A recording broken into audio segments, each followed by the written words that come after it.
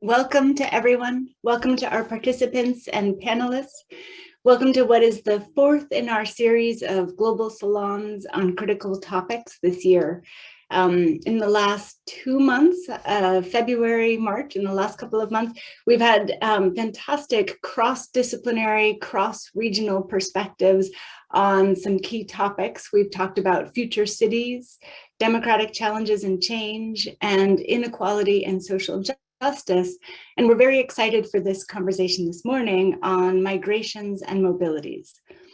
This is a topic clearly, by definition, migrations and mobilities, that needs to be addressed from multiple locations, from an interdisciplinary and global perspective, where you have regional and specific locations with all of their place-based histories and contexts.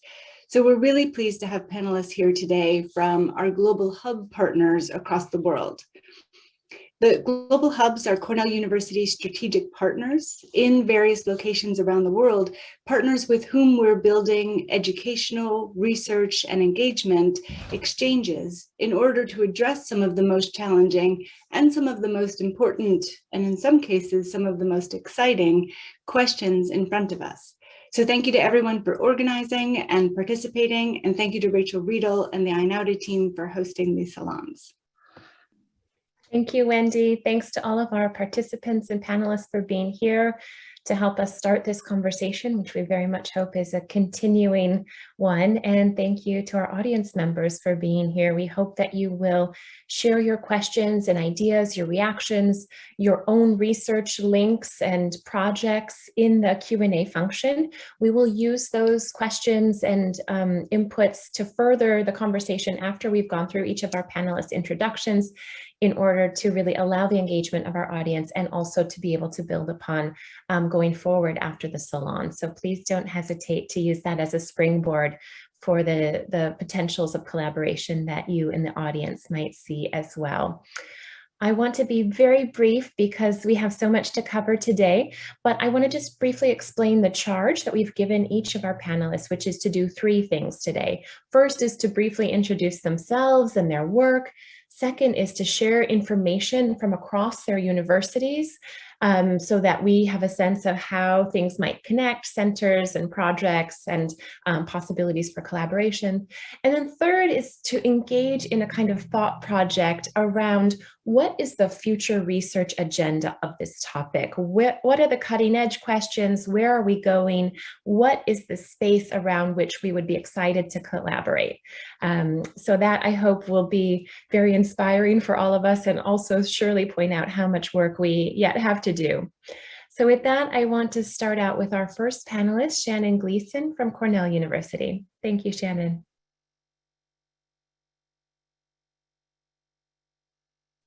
Thank you, Rachel, for the great introduction. I'm going to use my time today to just briefly give you a sense of the work that I'm engaged in here at Cornell. I am a professor in the School of Industrial and Labor Relations. I'm a sociologist by training, and I also co-direct our Migrations Initiative. My work generally focuses on the role of immigrant rights mobilization, and I'm particularly interested in comparative research at the local level. Several of my research projects have done interviews and other ethnographic research paired with surveys to understand how immigrants are mobilizing their rights on the ground. A lot of my work focuses on state-society relations, especially the role of civil society and other meso-level institutions, and kind of moving beyond thinking about immigrant policy to also understanding the implementation process and the nitty-gritty of those processes on the ground. I've also looked at the very precarious experience of many, especially undocumented migrant workers, and in my latest book, the increasing importance of the sending state or origin country. As a part of my work here on campus, I'm also, as I mentioned, the co-director of our Migrations Initiative. And just to tell you a little bit about one of our recent programs, we were awarded generous funding from the Mellon Just Futures initiatives to focus really on the role of migration alongside racism and dispossession, asking ourselves, what can we learn about the extant theories of racialization, as well as indigeneity and dispossession, not only of land, but of culture and other forms of society building. We've provided grants in the areas such as research, pedagogy, and engagement. We are really thrilled to have hosted at least 3 postdocs. We have ongoing fora for exchange, both amongst our early career scholars and other guests who are coming in. We have upcoming programming with our Johnson Art Museum that I encourage everyone to keep an eye out for. And we're really thrilled to be doing some outreach to our colleagues here at community colleges. This summer, we'll have a couple of institutes for early career scholars, as well as a pipeline program for undergraduates. Our students now are in about their 4th year of pursuing a migration minor on campus, and we're really excited to see where our other degree granting programs in the migration sphere might emerge and how we might be able to collaborate with other colleagues across the globe, such as yourself. Finally, when I was asked to think about, what an agenda for migrations and mobility looks like, I think I'd focus on 4 brief points. One, I think, especially in US-based sociology and in North America, kind of moving beyond simply thinking about assimilation or integration frameworks. I've also been interested in thinking through how we can leverage multi-sided research and comparative work, not only internally, but also across national borders. I really think that any kind of research agenda focused on immigration enforcement should also look at carceral studies and the role of state terror and policing practices as they influence immigration enforcement. And finally, I would say a move towards an intersectional lens, not only thinking about migration and immigrant identity, but also race and gender inequality. So I really look forward to hearing about everybody else's work. Thank you so much, Dr. Gleeson. That's a really wonderful overview and really puts a lot on the table for us to grapple with.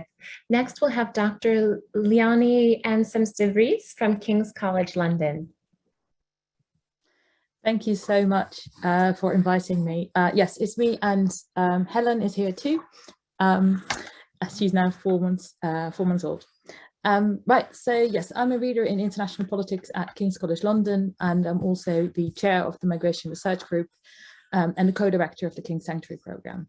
And what I want to speak about is some of the research that's going on across King's, as well as a broader impact agenda on migration and displacement. And sort of some of the key questions that have informed my own research over the past decade, but more widely as well at King's, is quite theoretically, what is a border, but also sort of practically, what does it do? And really, what are the experiences of people that are forced to move?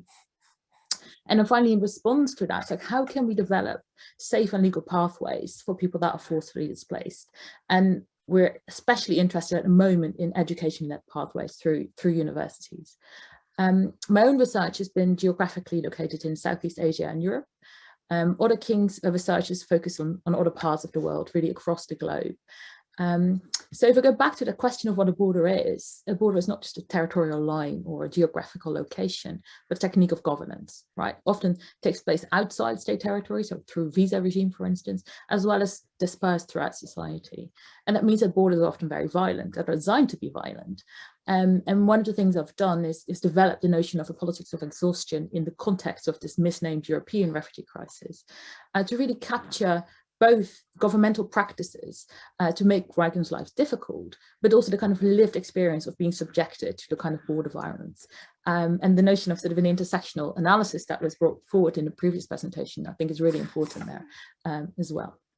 So what does it mean? It means that people are illegalized because they do not have access to the right papers. They do not have access to safe and regular routes. So we really want to think not just theoretically, but also sort of in policy terms, what can we do actually to make those kind of routes accessible to people that are seeking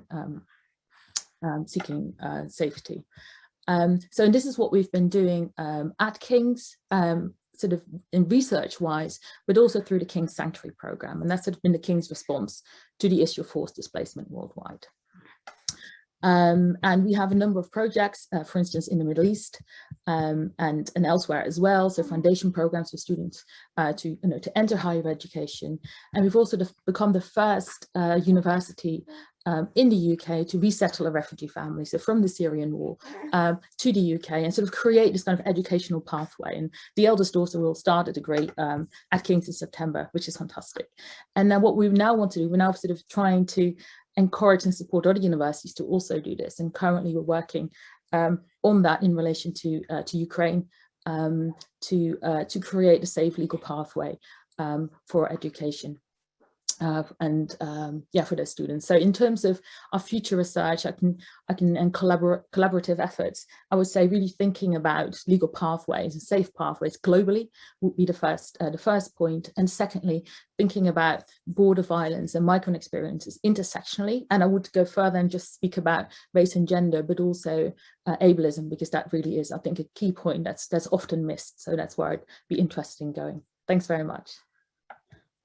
Thank you so much, Leonie. That's really fascinating and very much in line with the Summer Institute that Dr. Gleeson mentioned as well, in terms of thinking about pathways for students to enter higher education.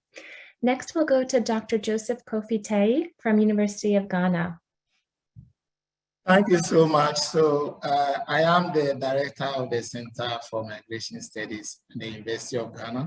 I'm also an associate professor of migration and development at the Department of Geography and Resource Development. I'll briefly highlight a few of the researches that I've been involved in. So I'm involved in a number of researches. One of the areas that I've been researching recently is migration and poverty outcomes.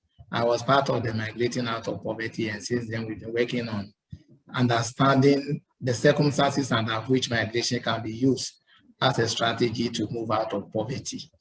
Then I've also been involved in the research on South-South migration inequality and the development, which is one of the largest migration projects currently. And in this research, we are looking at the relationship between migration and inequality and how migration can be used to deal with inequality issues. I've also been conducting research on climate-induced mobility. So there is a project that is also funded by TANIDA where we are looking at how climate change contributes to migration and how migration can be used to build climate resilience. And then last but one area I've been looking at is migration and social transformation. Most of the earlier researches have tended to focus on the economic aspects of migration, and we are thinking non-economic aspects such as social change can also contribute to migration. Migration can contribute to some of these things. So we've been conducting research on that. I've been involved in migration policy issues also, having helped to develop migration policies in a number of African countries. The bigger university in which I come from, University of Ghana, has several interdisciplinary centers that work on migration, poverty-related issues, and they all collaborate with us at the Center for Migration Studies, which is an interdisciplinary center. We've collaborated with a number of agencies, ECOWAS, IOM, EU, ICMPD, and several universities, and I see a possibility of collaboration in several areas. We can collaborate to design possible proposal with actors here, also academic exchange and capacity building. Lastly, one thing I will talk about is the future of migration research. So based on what we are doing at the moment, I think one area that has to be looked at is the area of South-South migration. It seems most of the studies focus on South-North migration. And here we do know about 60% move within the global South. So South-South migration and how it can contribute to reduction in inequality is one area we can collaborate. Then also the issue of immobilities. Most of the researchers are focusing on those who migrate, but our climate exchange researchers have shown that, for instance, there are so many people who are unable to move as a result of even when they have climate change, they don't have any resources to help them to move. So we should be focusing also on those who are not able to move, the immobile populations. So immobilities and the several aspects and factors that contribute to immobility is one area that we could look at. And then finally, migration and social transformation relationship. How does migration contribute to social transformation at origins? And how does social transformation itself also contribute to migration? These are issues that I think we can collaborate to look at. Thank you very much. Thank you so much, Dr. Tay. Those are really fantastic dimensions that you've laid out and correspond with our focus as well on inequality and intersectional identities. Next, we'll move to Dr. Rutia Bulaor from Chulalongkorn University. Thank you so much for this opportunity. I'd like to share my slide, my presentation.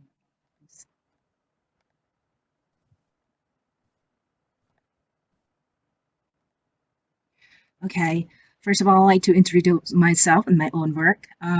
Actually, I'm quite cover in many issues, including migration and migrations, would be about the migrants' rights, about the migration and sustainable development, as well as climate changes and aging societies that are related to migrations. But I'm also responsible for the Collaborating Center for Labor Research at Chulalongkorn University as a key coordinator. So that I'm quite into labor market skills, in particular on recent work, skill development, youth need, and older persons as well as gender. But actually in Chulalongkorn University, we have many centers and college, as well as a platform that we involve migration as a key issue in Chulalongkorn. So we have the ASEAN Research Center for Migrations. We have the College of Population Studies, in which I'm the vice dean here. And we have the Social Research Institute, focusing on well-being of migrant workers, and also among others with other social research, as well as a labor research platform, which trying to highlight at once the cost-cutting domain of labor migrant-related issues. So if we talk in a whole in terms of collaboration, I think we have numbers of issues that we can cover, like network, frontier research, and policy linkage that we can link from Chulalongkorn and from myself as a coordinator to my colleagues as well. But you know, like, but for the possible future research, it could, from my own perspective, be about the migrants' rights and their well-being, the gender migrations, and in particular on the migration and sustainable development, in which I also have a paper in that. And migration and climate changes, including something related to pandemics and its impacts, as well as the migration and aging societies, in which the countries in Southeast Asia have been very concerned on that issue. Thank you very much.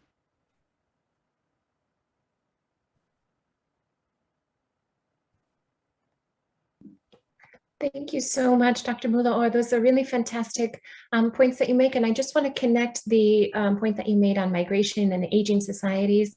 Aging societies is also a topic that really came up in our salon on future cities, and thinking about the infrastructure from rural to urban migration, but also out migration from cities as the populations become older. So I'd really love to connect that conversation across panelists as well.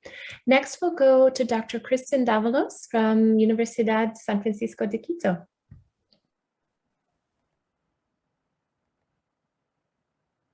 Hello to everyone. It's a pleasure to be here. Thank you very much for this wonderful invitation and to share our work in Quito, Ecuador, Universidad San Francisco de Quito, which is in South America. I'm Dean of the School of Social Studies and Humanities at the university, and also Professor of International Relations. I wanted to just briefly set out some of my research projects and recent publications. Some are only mine and others are in collaboration with other colleagues. Mostly the issues that I've been working on in the past years in terms of research are gender-based violence. We have a project on the Galapagos Islands and gender-based violence. So we talk about feminist geography and insular contexts. And this is going into a second phase, which we're just starting, and we're sort of changing into a political ecology perspective on the Galapagos Islands. This is because we found that 70% of the women that we surveyed on San Cristobal Island before the pandemic found that the women's rights are below the rights of the environment. So in terms of animals and other sort of fauna and flora that lives on the Galapagos Islands. So we're changing to perspective to combine a gender perspective with a political ecology perspective and combine environment versus human rights. I also have been working on human migration in Latin America. Recently, I have a publication from in Gender, Place, and Culture about Ecuadorian migration in Spain. And this is a localized, it's a triple context sort of research in terms of Ecuadorians in Spain and their integration and work experiences, then a transnational view, and then also a local view of the people who are left behind in the country of origin and how families live in different nations and spaces. This leads me to then, in the recent years, we've seen a huge Venezuelan migration or south-to-south migration in Latin America, and Ecuador has been part of that migration. In that sense, we've received about 500,000 of Venezuelans, and it's a very interesting migration because it's a circular migration. And so our attention has been started to focus on the Venezuelan migration in Latin America. In addition, we're looking at a project, which is a very large project with funds from Canada on migration and food security, looking also at the migrant population. So those are the two sort of focuses in terms of migration. Then I also have research on mobility in the city of Quito, which is from a gender perspective. And on the right side, I put all the most recent publications in case any of you want to read up on those.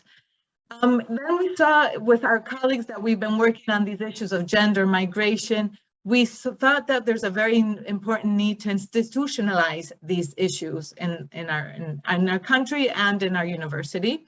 And so we just recently founded, so we're learning, and it'll be interesting to hear from all your experience of how to institutionalize these ideas and these collaborations, both nationally and internationally. We founded the Institute for Advanced Studies and Inequalities.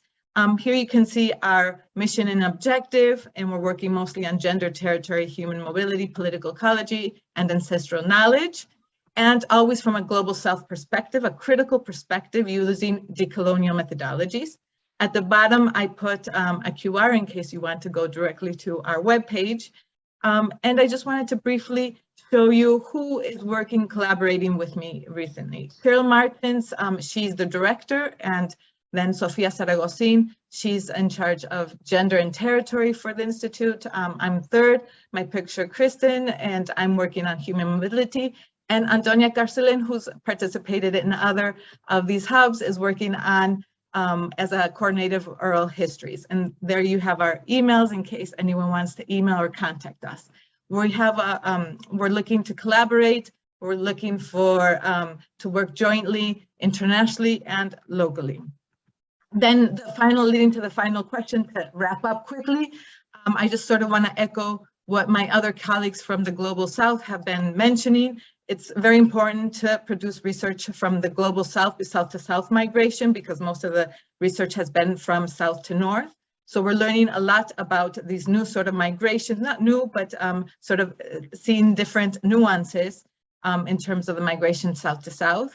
Some of the themes that we're working on is food security, environmental change, violence, state fragility as drivers of migration, which are really important to consider in terms of South to South migration. We also integrate, we're very important issues for us, our gender and racial perspectives from the Global South, sorry.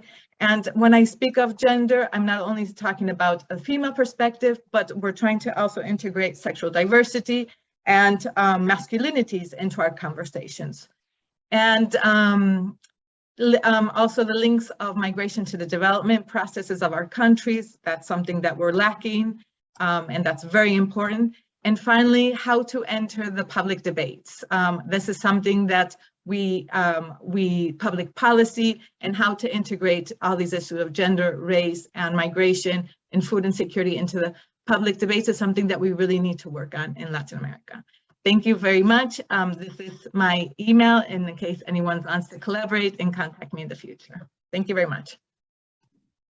Thank you, Kristen. That's so wonderful. And, you know, again, just so many points of synergy and connection. One of the things that we have here is a Global Public Voices Program Fellows program where our faculty are encouraged and trained to write policy briefs and op-eds and the like, and in that way, you know, really engage in the conversation on that level, as Dr. Tai was explaining as well, his role in some of the African countries and thinking about migration policies. So that's also an area of great interest. Next, we'll move to Dr. Siu Chung from the Hong Kong University of Science and Technology. Hello, let me share my screen first.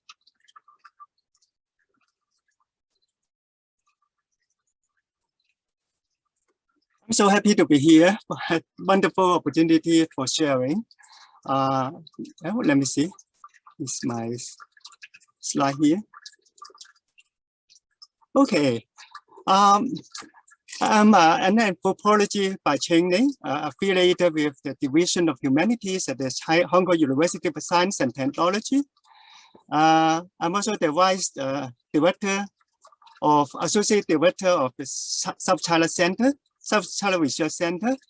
And South China has always been the region about people on the move through history and in the current situation of development too. Let me talk about three of my ongoing projects. One is about the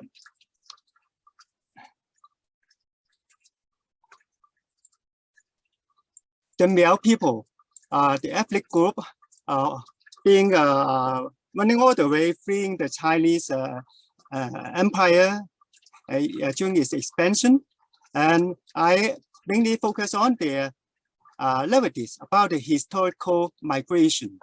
Throughout the history of migration, they finally settled in southwestern part of China, in Guizhou, Yunnan. And well, my question is, how did native identity and otherness exist between escape and assimilation? Some scholars like James Scott promoted the idea of an escape model, talking about some stateless people all the way fleeing the state rule, giving up the opportunity of developing identities in order to escape from the domination. And then other scholars talking about the assimilation model, so that the Chinese empire expand itself by assimilating other people. But my question is about how the Miao people, by making use of appropriating Chinese conception of the Miao as a kind of otherness, so that they make use of these to develop their identity in the nation building project and being incorporated as a minority people in the Chinese nation in modern time. And this is the work of ongoing project of cultural appropriation, politics of appropriation, otherness, how these things work out in the process of intercultural exchange between the dominating people and the people under domination. Another project also related to the Miao people, addressing the past 2 decades of migration, being migrant workers from their home place inland province in Guizhou to the coastal area in Pure River Delta, rapidly developing hubs of manufacturing industry. And there are almost 200,000 people, the Miao people, who settle in this place.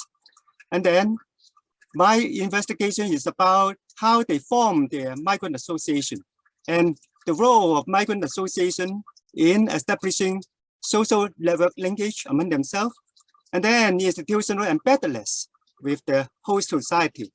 And making this establishment, they play the role as a conduit, channeling labor, capital, and culture between their home place and the whole society. In this work, I emphasizing the cultural connection and the institutional connection between the migrant people with their home place, and also the interaction between the home place and the whole society. So this is about the in-kind consciousness of Afro-cultural identity, expressed through their festivals and under the work of the Migrant Association.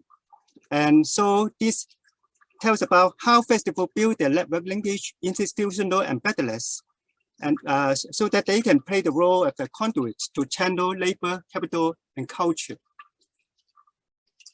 Another project is about Hakka village in Hong Kong, a very tiny village on an island. And it has been famous for getting 2 awards from UNESCO for heritage conversation. One is about the Catholic Church on the island. They settled here almost 300 years, and then they started being converted to Catholicism about 150 years ago. And then another piece of heritage work is the sock pen for seesaw production. And well, when I conduct an oral history research project on the migrant workers from this island who settled in the UK in the 1960s, and they brought up their second generation who born overseas. This second generation developed their home place imagination in terms of invented tradition in Hong Kong's publicized rural heritage conservation, so that their imagination of home place identity contrasting very interestingly with their parents' migrant identity based on memory of rural life in their home village. So that these are the home place memory of the first generation overseas migrants in old photos. And then another one, well, is a YouTube video produced by second generation migrants who was born overseas. And then his visit to the home village mainly focused on the heritage project, so that he played with it and filmed the project about the church, about the shop hands, and about the display room of the Hakka culture. So, well, local heritage has become the symbols of homeland for overseas migrants in their homeland imagination, especially for the young generation who did not grow up in the village. So these are my 3 ongoing projects. And some of the work of my colleagues, like Chang Cheng, Professor Chang, whose work is about the Korean War criminals. Korean War prisoners who chose to move to some neutral countries instead of going back to China. And well, from China to Korea to India and then Latin America. His work tracked their migration process and their agency in determining their location to move. And Professor Kelly Chai, belonging to the Global China Center, her work focused on the international cross in the intercultural communities in India and China, and pay attention to the local society's relations with their migrant identity and interactions. So she investigated the impacts of, for example, for remittance and return migration, shaking the relationship with the state. And some of my colleagues examined the cross-border marriage in Hong Kong, between Hong Kong and China and some other places. And Professor David Wright examining the employment of overseas returnees in China. So these are also interesting work related to migration in relation to Hong Kong, China, and India across the regions. Well, based on my own research, yes. Dr. Chung, thank you so much.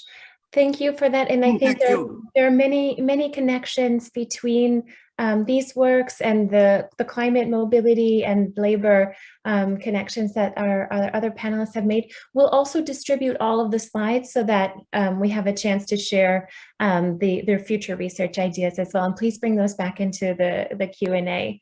Thank you so much. Next, we have Dr. Amanda Rodewald from Cornell University. Great. Hi, everybody. It's wonderful to be here with you. Let's get the show going. So I'm an ecologist and a conservation biologist, and I study how global change affects species and systems. And then I use that information to try to improve our ability to conserve biodiversity and ecosystem services. So I direct the Center for Avian Population Studies at the Cornell Lab of Ornithology. And there we work with partners to provide some of the world's largest collections of biodiversity data.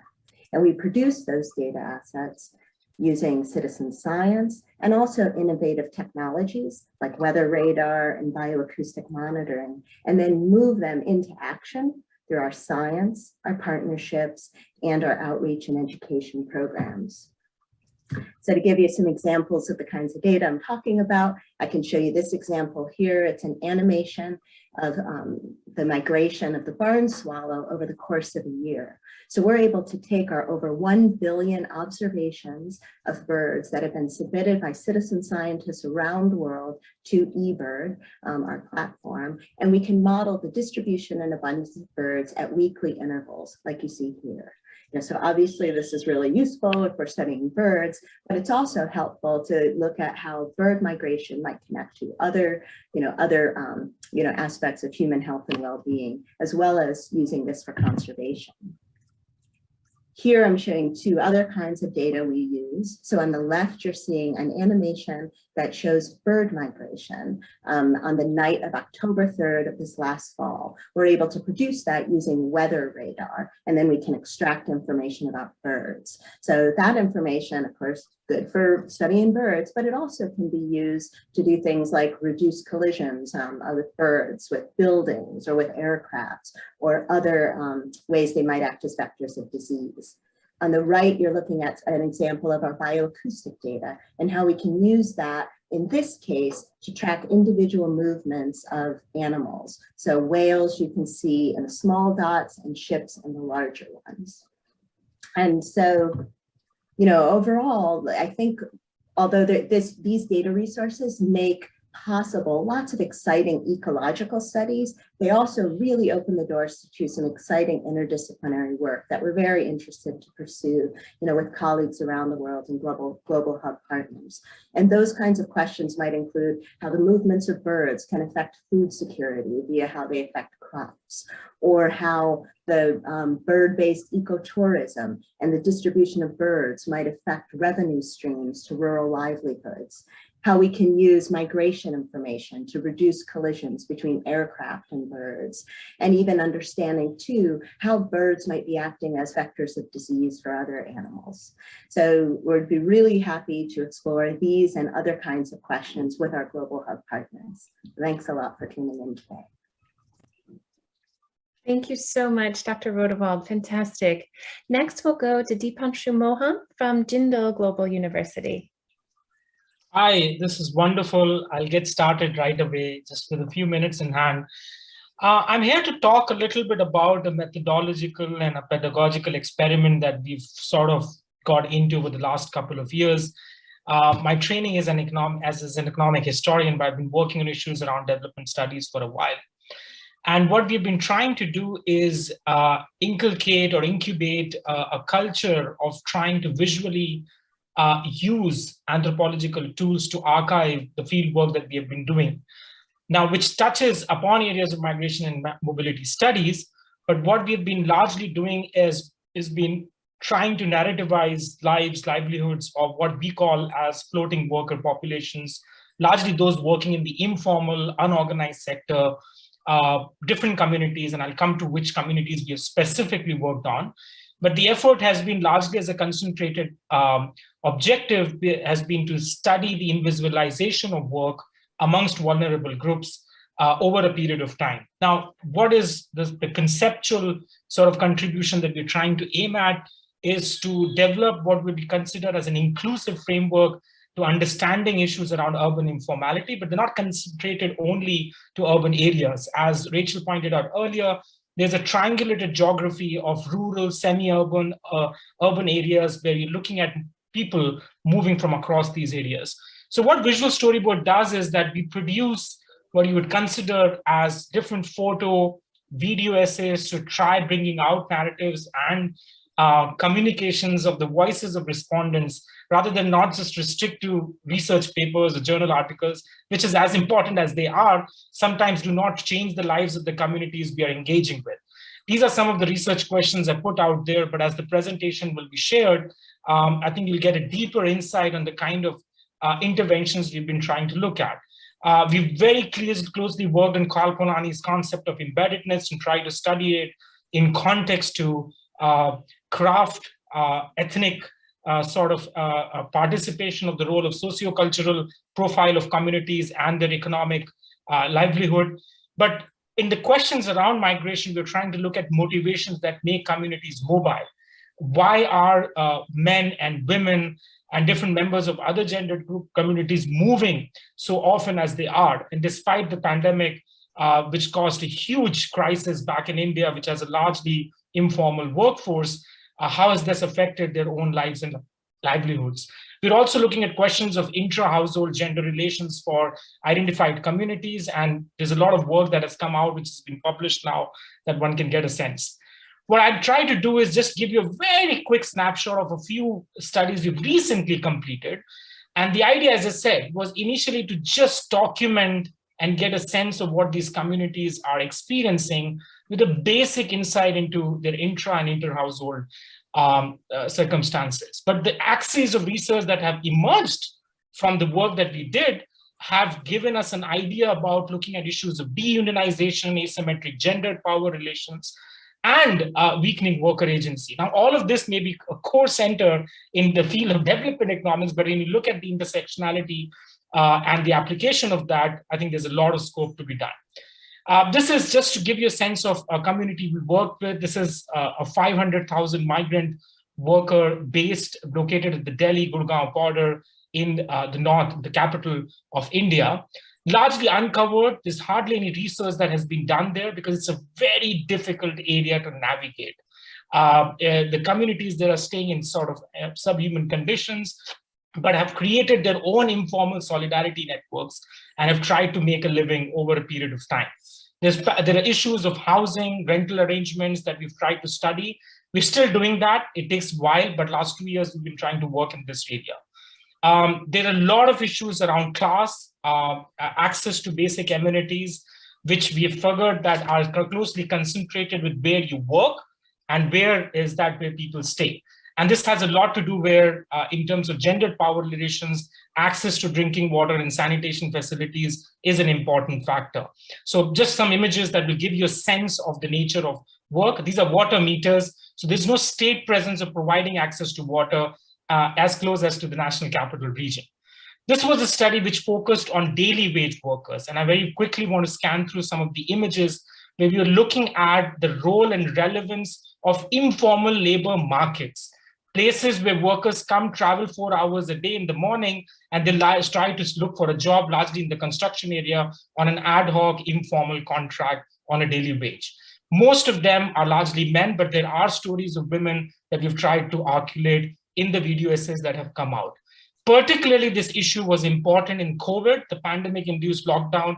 India had the largest, most severe form of lockdown, and it's regressed these communities back by almost a decade. And I'm understating the claim right here. A lot of work that we've quantified now have tried to sort of bring out some of these facts.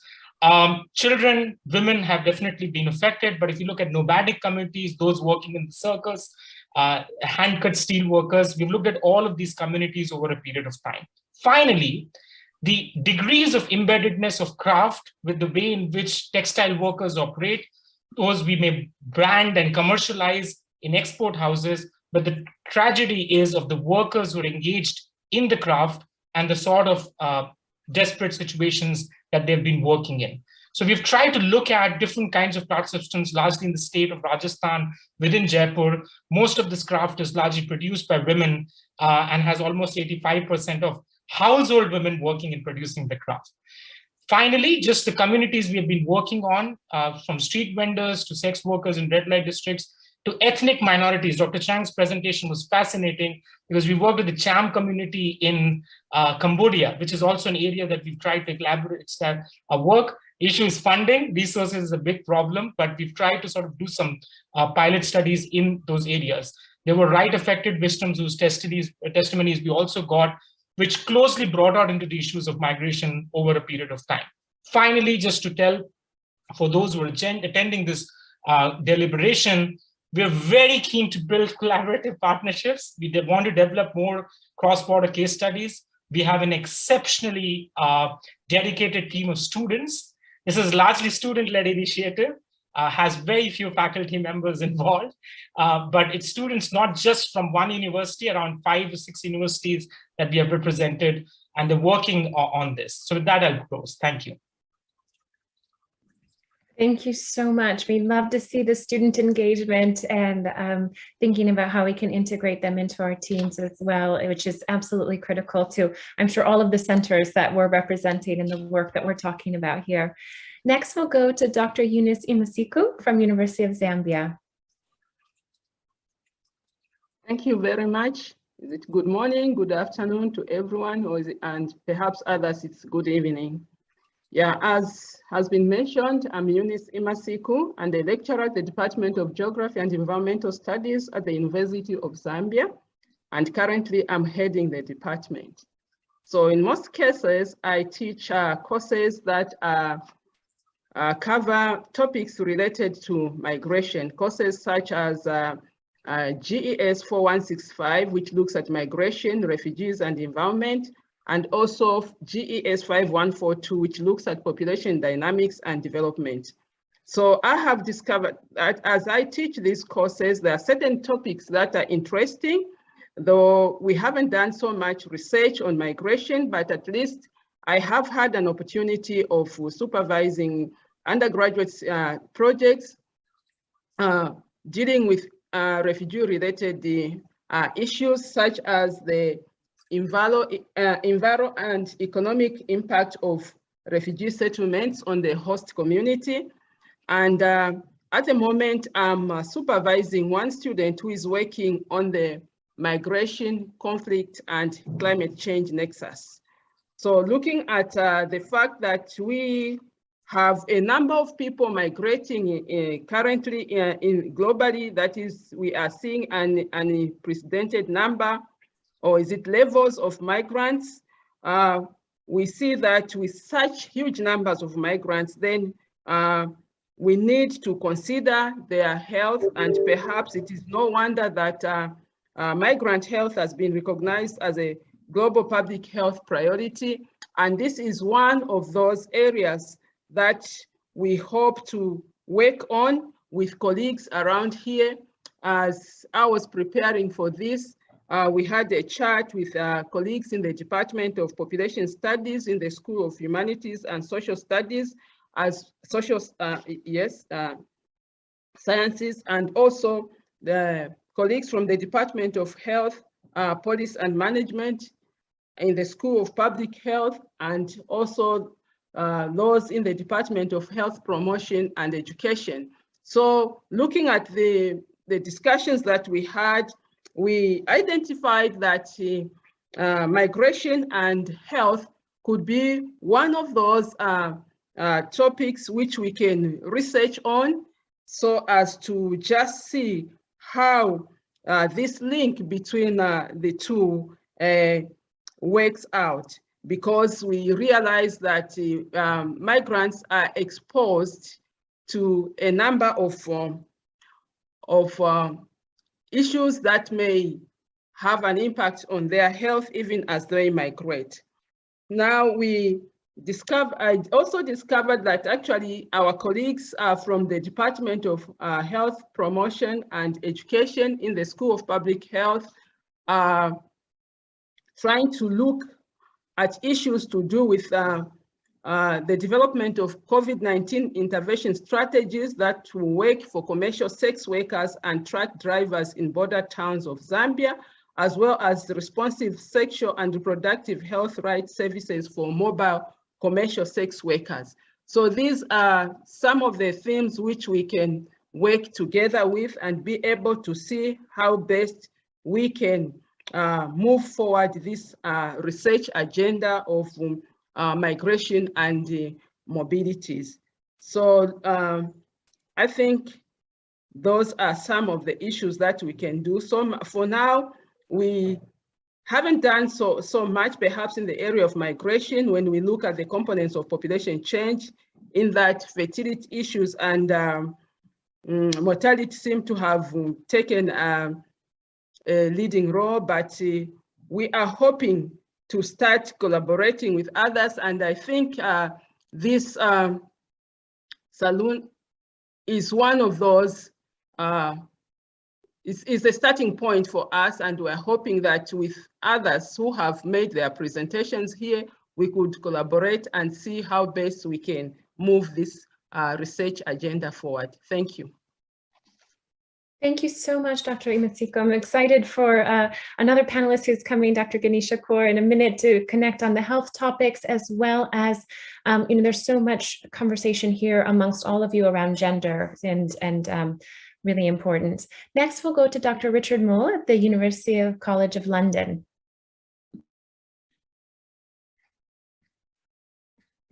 Thank you very much. My name is Richard Moll. I'm a political sociologist at UCL.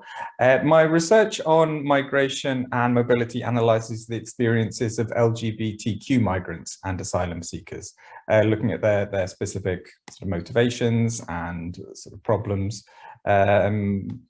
And in general, there's sort of an underrepresented group in migration research. My geographical focus is primarily Russia and Eastern Europe. I'm based at the School of Slavonic and East European Studies, although I have been doing some research on Latin American migration to Europe. My most recent research in this field examined the different forms of persecution that queer people in Russia face from the state and from society, and as well as the narratives that LGBTQ asylum seekers need to produce in order to make their claims understandable to asylum adjudicators in the West, who have a very sort of localized understanding of queer identities. There's a link to an open access book that I edited on queer migration and asylum, which you're very welcome to look at. My research on queer asylum has also been used by lawyers in the US, the UK and Canada to help asylum seekers gain refugee status in those countries. UCL hosts a number of research centers on migration. The biggest is perhaps the Migration Research Unit, which is based in the Department of Geography. It comprises 40 researchers from different academic departments at the university, and together we run a popular MSc program in global migration. The Department of Economics is home to CREAM, the Center for Research and Analysis of Migration, which has been conducting primarily research on labor economics related to migration for sort of 20 years now. My own School of Slavonic and East European Studies hosts the Polish Migration Research Group. We have a website which is a valuable resource for anyone interested in migration to and from Poland. And every year we host a conference on various aspects of Polish migration. And finally, the Refuge in a Moving World Networks brings together experts from across UCL who work specifically on asylum, refugees, displacement, forced migration, exile and conflict. In terms of the question that I'm particularly interested in, or become particularly interested in recently as a result of the crisis in Ukraine, and one that I think would benefit from an interdisciplinary approach, is why some migrants and asylum seekers are considered more worthy than others. It's been particularly noticeable that in Europe, no effort has been spared to accommodate the waves of refugees fleeing Russian military attacks in Ukraine in a way that simply was not the case for Syrians fleeing Russian military attacks in their own homeland. So thank you. Thank you so much. Absolutely, your geographic concentration and the pointedness of that last question is something that's definitely on all of our minds in this migrations and mobilities conversation. Next, we'll go to Dr. Brenda Yeo at the National University of Singapore. Thank you. Thank you so much for this space to introduce the work of migration and mobilities from the Asian Migration Cluster, one of the multidisciplinary research clusters at the Asia Research Institute, which is part of the National University of Singapore. So let me first outline, I guess, what is our key challenge. This is not just to do with the rise of transnational migration in Asia in terms of volume and velocity, but definitely in terms of the social complexity as well as migration as a transformative force in the lives and livelihoods of people. There are distinctive features of Asian migration. It's very largely temporary secular migration. It's highly feminized, increasingly feminized. It's brokered, commercially brokered, and it's of course very much steeped in the migration and development discourse. So the key challenge for us is to try to develop conceptual insights on Asia from Asia, sort of to theorize from the South rather than just use the South as a testing ground for theories based on the experience of the North, as we wrote in a particular article a couple of years ago. So I'm just going to have time to introduce three conceptual themes that we are focusing on, and these also serve as sort of future directions that we are working towards. The first has to do with post-colonial nation building and temporary migration regime. So the context here is that large-scale labor migration in Asia basically started at a time when Asian countries are still very much in the process of nation building. So to cut a long story short, what happens is that Asian labor migration systems tend to be developed in a way to minimize the challenges to the fragile imaginary of the nation state. And they do this by keeping migration temporary. So temporary migration is the key regime in Asia.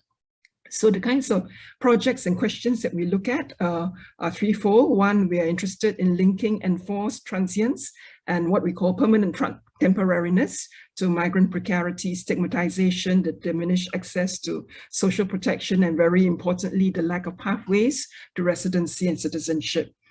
Secondly, and this resonates with earlier presentations, that we're also interested not just in the so-called politics of integration and assimilation, but in fact the opposite, the politics of non-integration and spatial separateness in arrival cities, like housing construction workers, migrant construction workers in dormitories, for example. And with the onset of the pandemic, we are very interested in the way that the temporary migration regime, whether it's sustainable, because it's very much depends on open borders and the churning of migrants to and fro. So is this still a sustainable system in pandemic times? Our second theme has to do with the feminization of migration, transnational family and cross-border marriages. And here we are interested in the increasing feminization of migration in Southeast Asia in particular, that's very much linked to gender-segmented global demand for care and domestic work, as well as a parallel stream of migration to do with the regional demand for female marriage migrants to fill care deficits or bride deficits in the more advanced economies in the region. So here we have two sets of projects and questions. One is to rethink the gender division of labor in the provisioning of everyday and generational care in the migrant-sending societies. So in other words, if mothers are now the primary breadwinners as migrants, what happens to care work at home? Do the men step up to it? How do they perform masculinity in order to, in a sense, take on the care work in the vacuum? We're also interested in long distance care work performed by the women abroad, digital communications, and the gender politics of care. So a second theme to do with marriage migration, cross-border marriage migration, has to do with the family and questions of familial citizenship. Many of these marriage migrants gain citizenship through the vehicle of the family. And we are also interested in migration and diversity in terms of mixed race identity politics amongst the next generation. And the third and last theme has to do with transnational mobilities and how that is, in a sense, channeled and facilitated by the migration industry or the migration infrastructure. So as I mentioned earlier on, in Asia, migration is a heavily mediated process that involves sort of a diverse set of actors, including sponsors, recruiters, placement agents, and other commercial brokers.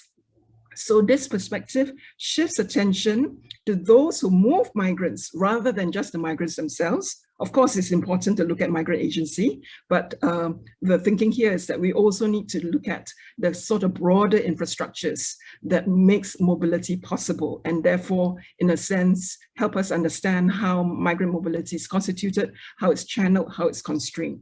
So here we have two sets of questions, one to do with conceptualizing the role of the migration industry, the commercial brokers vis-a-vis the state, in moving migrants across borders. And a general thought here is that the state basically outsources some of the migration governance functions to the migration industry as a way of cost saving, as well as sometimes to blame, to escape blame, to avoid blame. I mean, who's usually vilified is usually the commercial brokers, right? But the commercial brokers basically serves the interests of the state. And a second set of projects has to do with knowledge mobility infrastructure and how this enables constraints or channels student or academic mobilities. And this resonates with some of the work mentioned earlier on. We are working around China's Belt and Road Initiative and how this, in a sense, reshapes tertiary educational spaces in Asia, sort of away from the West and centering on China. And with the rise of the pandemic, we're also very interested in the way that the pandemic and pandemic times have reshaped the higher education landscape. So thank you for that. And sorry if I've gone over time because I can't see the time. So. Thank you so much, Dr. Yeo. And also just a quick reminder before we move to our last panelist, to our audience, to please share your Q&A, your thoughts, links to your centers and your work in the Q&A function so that we will be able to pose those questions to our panelists as well. And finally, Dr. Gunisha Kaur from Cornell University. Thank you so much for having me today, and thank you everybody for presenting your work. I think this was with every speaker, I was just so excited to hear what everybody's doing and just looking towards the areas of collaboration. So I'm going to present my role in human rights and medicine. I'm a physician and human rights researcher based at Weill Cornell Medicine, which is Cornell's campus in New York City. I'm director of the Human Rights Impact Lab and co-medical director of the Weill Cornell Center for Human Rights, which is a student-run, faculty-supervised clinic working with asylum seekers who are looking for legal status in the US. And I'm a faculty fellow with the Einaudi Center for International Studies, which really there's great work in synergy with the Cornell Migrations Initiative through these cross-campus research projects and growth. So up until now, trauma experienced by forcibly displaced individuals has largely been thought of as fixed from a medical perspective. If somebody has PTSD or depression or chronic somatic pain from their torture or persecution, those effects are largely thought of as being fixed and unchangeable. In our lab, the Human Rights Impact Lab, what we're studying is how such trauma can be mitigated or potentially even reversed. So if we have a patient in front of us in New York City who has arrived as a refugee from Central or South America or Southeast Asia or Europe, can we treat their physical and psychological sequela of torture? Can we, for example, decrease chronic debilitating physical pain that an individual experiences? Or can we reduce the number of flashbacks that cripple them daily? I think many of us in the room here would agree, I think all of us would agree that migration is really the issue of our time.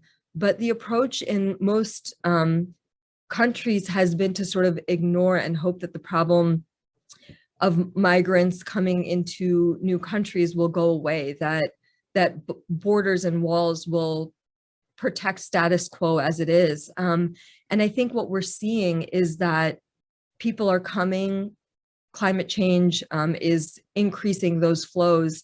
And when people arrive to their host country, there has to be a way to advance their health and well-being.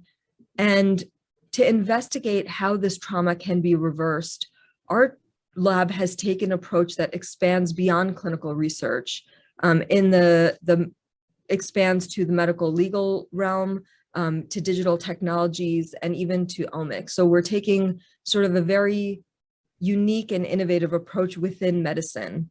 Our research team includes students, resident physicians, biostatisticians, junior and senior faculty. Each of our faculty has a different area of expertise, from digital tools to epigenetics research. So we're really fostering within our research group junior investigators who are really cross-disciplinary. They're learning how to do clinical research using digital technologies, or omics research and digital technologies. So it's really a very generative group and forum. Our goal is to create a paradigm shift in how people think about migration, refugees, and health, particularly in host countries. So for example, we're redefining language used in medicine in terms of refugee trauma. We're investigating new treatment modalities. We're running clinical research and clinical trials to see how we can actually improve the lives of these individuals and rehabilitate them. And we're presenting these ideas in unique ways for medicine. For example, through this graphic perspective in the New England Journal of Medicine. Typically, research articles in medicine are very dense and might not reach a broad readership, and we're trying to shift that. And then in that vein, really bringing this work to the public, because we think there's an opportunity to shift public opinion and public policy around refugees using the platform of medicine to demonstrate how the health and well-being of refugees is inextricably tied to our own health and well-being. So when I think about the future of this research, I think the future is quite bright. I think we're just in this room, we've demonstrated how different disciplines can come together and harness their own research potential to create sort of revolutionary collaborations that advance the health and well-being of refugees. And I think as we think about how to collaborate, that's really what I would hope for us together. Thank you so much, Gunisha, and all of you for these really fascinating, important, timely, and collaborative perspectives on the work that you do and that remains to be done. I'm going to pose 2 questions to our panelists, and then please just raise your hands. If you want to say something to respond to something that someone else has said, please feel free to raise your hands amongst the panelists. The first question is from one of our Cornell colleagues, Dr. Karim Ali Qassam, who's in the Department of Natural Resources and also the Peace and Conflict Studies program. And he asks, can circular migration be envisioned as a policy response to address conflict, food, and livelihood security, as well as peace building? So for many of you who are looking at circular migration, how do we see it as something that's not only a response to particular types of conditions, but maybe a proactive response potentially to address climate and conflict and peace building opportunities? Another question that I have is thinking about the intersection that many of you have mentioned between policy, healthcare, well-being, and legal status. One of Gunisha's collaborators, Stephen Yealer, who is in the Cornell Law School, works on immigration and asylum law and protections. And so thinking about this space for how your work can connect to that kind of the health and well-being, along with policy protections and the like, whether or not there is a space for that in your work as well. So anyone who wants to take up those questions or respond to something that your colleagues have said here, points of intersection that you've noticed. I could respond to the question on circular migration, since temporary migration is certainly a very important aspect of Asian migrations. So my view is that temporary migration is the main keystone of the migration and development discourse, as is seen as the triple win, the win-win-win panacea to development. But there is another side of the coin. It's not so whilst it is certainly a pathway to development for many migrants, it's also not entirely without many issues that it also calls into being. For example, it is very extractive of labor at low cost in host societies. So host societies basically do not pay for the social reproduction of the labor, but extracts the labor at low cost. And for sending societies, it's basically creates a sort of dependency on remittances that can, in a sense, be very problematic. And for the migrant themselves, we must remember that whilst they're able to move, social protection and safety nets do not move. So many of them are not able to, in a sense, carry the social protection mechanisms with them from sending to host countries. So in a sense, there's a need to look at more portable social protection or even citizenship sort of rights. Yeah. Thank you so much. Dr. Tay. So I would just add a little to what Brenda has already said eloquently. So in West Africa or Africa per se, secular migration is part of livelihoods, and it can help improve livelihoods where people move, especially from rural to urban areas. And it's part of why South-South migration is important, because they move for short distances. In recent years, we also do see people moving across to the Middle East.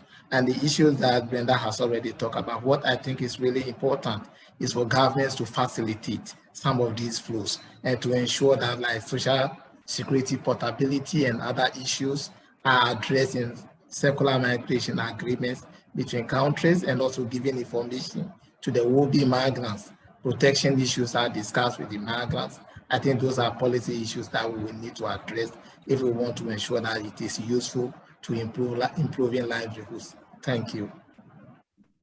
Absolutely, and you have an important perspective there in terms of thinking about mobility within ECOWAS versus beyond the West African Organization of States. That's in some ways parallel to the EU, but in other ways quite different.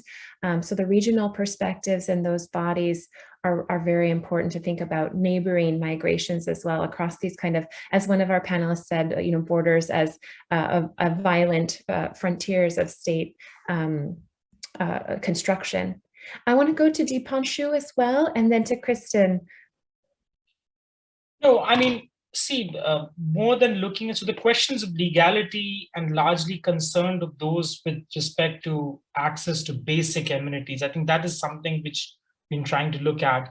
And there's a lot within, let's say, India about the biometrification of identity, which makes access to basic amenities possible, right? And a lot of that process by itself is very exclusionary, which makes it makes refugees out of those as part of the vulnerable safety net. So just to give you an example, and for those, any relief measures that the government announced as part of the COVID pandemic could not go into almost 85 to 90% of the migrant workforce, which was out on the streets walking barefoot, for the simple reason that there is no way that the relief could have been provided, because all that the government has tried to institute are mechanisms through which most of these workers are excluded out of the process by trying to show 5 documents to get 1 identity.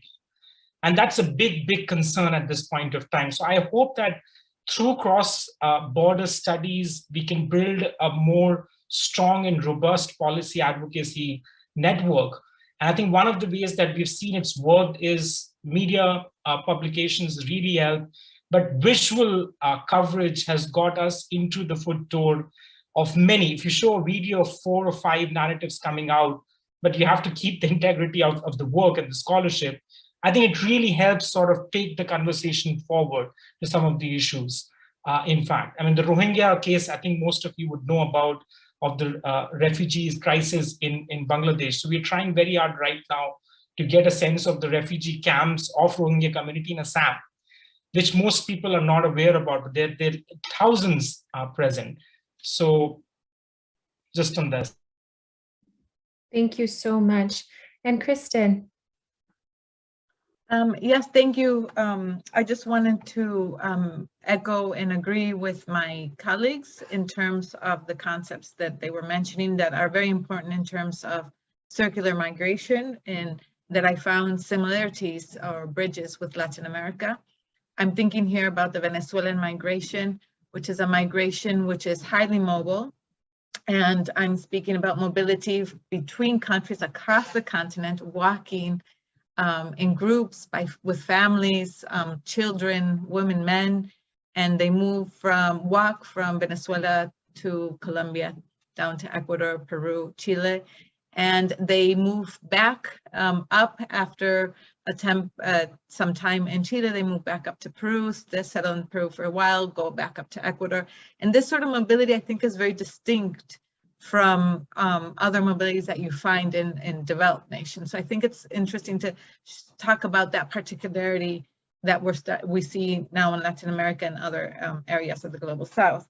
And I agree with everything that they said, that the issues here are of this sort of migration. Social protection is very important to talk about. Livelihood, the stability of that livelihood. Citizenship, because it's mostly illegal migration. And so citizenship comes forward as one of the most important debate in addition to social protection.